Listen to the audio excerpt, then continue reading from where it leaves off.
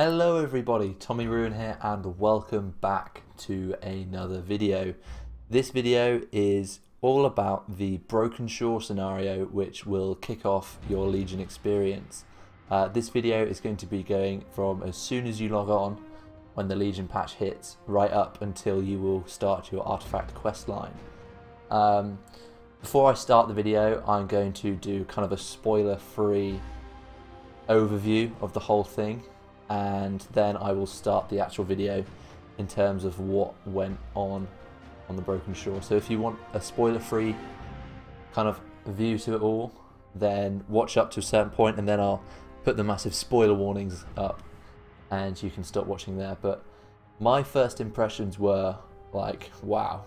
You've probably seen like the 5.1 Mists of Pandaria landfall kind of cinematic, and it kind of gave me that feeling like, holy shit, we are coming and we're coming in force. You see loads of boats going in with the gyrocopters and all the gnomes flying around and you're like, holy shit, we mean business. It was very much like the Tanaan invasion in terms of you had loads of heroes everywhere, and they were fighting with you, which was kind of good. I didn't think of the Tanaan invasion when I was actually doing the content. I kind of dawned on me afterwards like, this is like the Tanaan invasion, but then that is a good way of getting your characters into the content. It tells a story, kind of bridges the gap between what happened then and where we're going to now, so it does work in a way. But my question is on the replayability of it. I can't remember how many times I've done the Tanaan invasion now. It must be like 14 or 15 times, and it does get rather tiring after a while. Yeah, I probably know most of the lines that Khadgar says on the way in. Kind of sad. Anyway, so yeah, that's my only kind of issue with it so far, the replayability factor. I guess if you're doing it on Horde and Alliance, you'll get a different kind of viewpoint as it's done separately. Other than that, I can't really see any other problems in the alpha because it's still kind of being, the numbers are still being crunched and everything. I was with one other person. It's like, it can be up to, I think it's about 40 people as a raid. It actually turned out to just be me and one other guy, and he DC'd halfway through. So I don't know what the numbers will be like when you're doing it on live. I found it quite tough, especially as a melee, because all the mobs aggro onto you. But that'll all be fixed when it goes live. So yeah, right, now it's time to turn the spoiler warnings on as we venture through the Broken Shore together. Thank you very much for watching, and I will see you very soon. So, straight away from login you are greeted by King Varian Rin sending a message from the Broken Isles. Heroes of the Alliance, I write to you in Azeroth's darkest hour. From the maw of hell, the burning armies of the Legion have returned. You then get a quest which sends you to the docks in Stormwind, where you are asked to do a few different tasks before you get sent off to fight the Legion. So you've got to do a few things such as polishing your armour, and attuning your weapons with holy power, and buffing yourself with like a little feast which is there. And you can also duel certain NPCs which kind of own your combat prowess before you go and fight off the mighty Legion, which I think was a really nice touch as it kind of builds the scene for a massive battle against the Burning Legion, which I thought was nice. It was a nice touch to prepare you for the large battle ahead. One of the quests sends you to the last ship to leave Stormwind docks, which takes you to the Broken Shore, and it is on this ship which determines who's going to be in your group. So in the video it's just me and this druid who helpfully disconnects on me, which was very nice of him. So when you are ready to face the Legion, you sail away towards the Broken Isles, and this is the bit which I was talking about that reminds me of the Landfall cinematic. You see all the different copters and griffin riders riding away into the distance, which I thought was really nice. And when you arrive at the Broken Isles, you get the first bit of voice acting which I heard in the alpha, which unfortunately I didn't capture in the video because I wasn't recording sound. But you see this massive fell structure in the background which kind of sets the scene for the kind of architecture which you're going to be seeing from the Legion in this expansion. It is quite impressive. You then get a little cinematic where the Legion are bombarding you with green balls of goo, and you make ground on the beaches in a kind of World War II Normandy storming in the beaches kind of assault, which I thought was really cool in its own right, because we haven't really seen anything like this before in WoW. You're up against kind of an embankment of artillery fire from the Legion, and you've got to push forward as a unit to take back the beach before storming inland, which I thought was really nice. It's kind of a progressive style battle rather than jumping you right into the thick of it. It is from here on out that I really regretted my choice for being a gnome in this video. It really restricted my view of the different demons on display by Blizzard.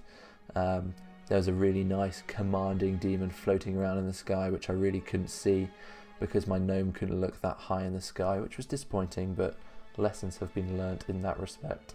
So to do the beach siege, you have to kill 33 demons and their 3 fell lords, and also destroy 3 spires of woe, which are the big tower constructs in the background. And to destroy them, you just have to destroy the floating little crystal things which fly around them, which was very hard as a gnome as I couldn't really reach them. Once they are destroyed, you come up against your first mini-boss of the scenario, who is Dread Commander Argonoth, the floating commander which I mentioned beforehand. He does a few different AoE abilities, but they're all pretty easy to dodge. Melee it's a bit harder as you have a bit further to move, but on the whole a pretty easy encounter to deal with. So his attacks mainly just consist of melee hits and a few line abilities, which are made even easier to see due to the little arrow icon on his targeting circle. And so, when he is defeated, you are asked to go and find where Varian Rin is. I was looking around on the beach thinking he would come with us, but my night elf druid friend had already run off, so I followed him over the rise to see where Varian had gone. Turns out the druid was right, and Gen and Jaina swiftly followed. Now this bit was one of my favourite bits of the whole Broken Shore. This cinematic was epic.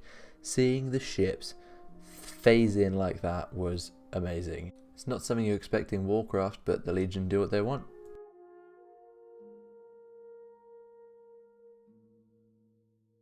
It's here that we see King Varian and the High Tinker fighting off demons coming from a portal, and you see things such as like the Moag people who you fought in the Burning Crusade but were like 10 times smaller, I think. You've then got to help Varian and the High Tinker push back the demons into the portal and destroy the portal altogether by destroying the anchoring stones, which are guarded by different Eredar warlocks who are guarding the stones. Once the portal has exploded, you have to assault the Demon City, the main heart of the Legion's forces on the Broken Shore, and there is a whole host of different nasties there for you to kill, and also other things for you to do to progress on this assault. As you approach the Demon City, the first bit of major lore comes into play on the Broken Shore. Littered upon the barricades are dead Argent troops, and one caged up troop who tells you what is going on. He explains that the Legion overwhelmed them in seconds, appearing almost out of nowhere, and Tyrion was captured.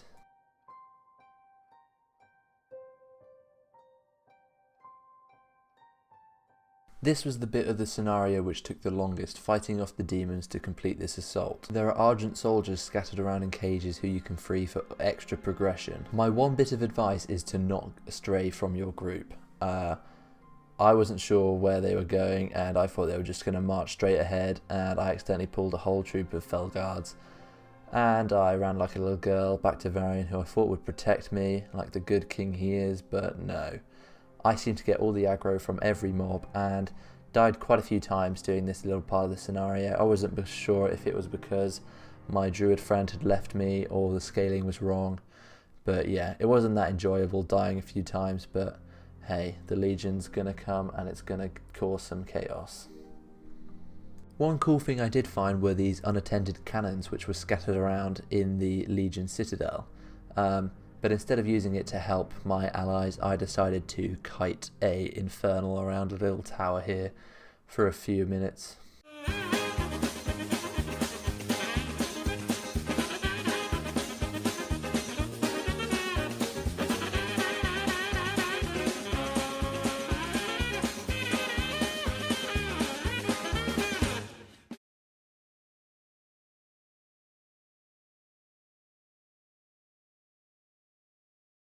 Once you complete the siege, the Legion retreat, and Jaina spots Tyrion in the distance.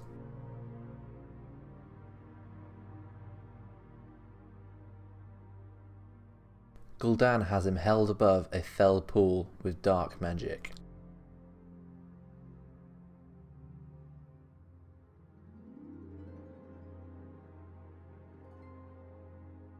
However, there's no way to get across. How can we go and rescue poor Tyrion? But of course, Jaina's got it. She's got it. Yeah, baby, she's got it.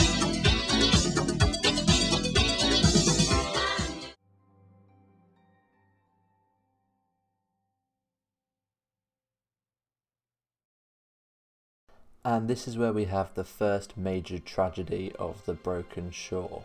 Tyrion believes that the light can help him out of his situation, but as they are before the tomb of Sargeras, the light will not reach him. And then out of the lava pops Croesus, who looks ready to tickle everyone to death. However, instead he spits fell flame on Tyrion, and we have our first major casualty of the Broken Shore. We then have to engage Croesus, the tickle monster, and he was probably the hardest part of the whole scenario. His abilities were very quick, and his slam ability didn't have an AoE kind of area to guide you where it's going to hit, so I was not sure when I was going to be hit and when I wasn't.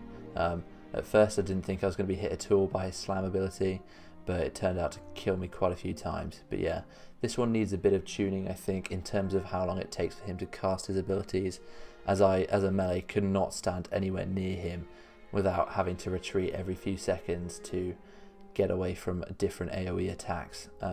So for melee, this definitely needs to be balanced in a different way. The beast, however, did fall, and we were on to the final stage of the Broken Shore assault. Jaina once again gave us a little leg up, and we managed to get closer to Gul'dan, cornering him in front of the tomb of Sargeras. However, it was all a trap. It's a trap! Gul'dan had led us right where he wanted us, to the tomb of Sargeras, where he could show off his most evil fell magic. He summoned swathe upon swathe of demons, which you relentlessly fight. The more you kill, the more he spawns. Once again, this proved problematic to be a melee, as the Infernals did a massive AoE ability at the same time, which meant I could only attack them for about 10% of the whole fight. In the end, he really flexes his fell muscles and summons most of the demon bosses you may have faced before in the past, a true testament to Gul'dan's power in fell magic. Among them are the likes of Jaraxxus, Brutalis, and Tichondrius. The whole scenario ends with an epic cinematic which has not yet been implemented, but I assume after the summoning of all these evil enemies, it will be pretty amazing. After the cinematic, you find yourself aboard the Skyfire, facing Gen Greymane. He asks you to deliver a letter to King Anduin Wrynn. Yes, you heard me right. King Anduin, the beloved leader of the Alliance, is dead, and it is up to you to tell his son how it all unfolded. What I found incredibly neat and really immersed me into this questline was the fact that mourners are coming and going from the keep to pay their respects to the late King Varian Wrynn.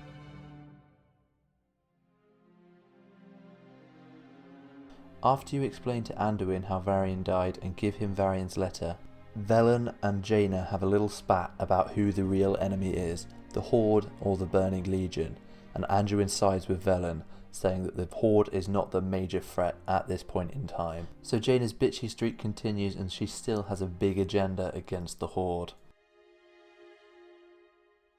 Then, out of nowhere, a demon hunter comes to give you a warning. He tells you that most of the guards in the throne room are actually demons in disguise. You are asked to kill a few of them and stop the portals which are leaking them into the throne room.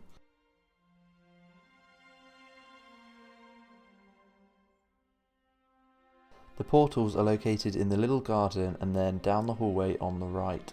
The demons are no trouble to kill, and this bit shouldn't take too long. You are nearly there at the end of the questline. Once this is done, Anduin sends you to the portal room where a mage is ready to send you to Dalaran, and it is here that you begin your artifact questline.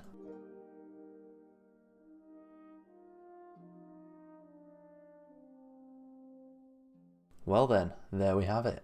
The Broken Shore questline. With the massive lore bombs that have been dropped, this sets us up very nicely for the rest of the Legion expansion. Thank you very much for watching everybody. Please like, comment, subscribe, and I will see you very soon.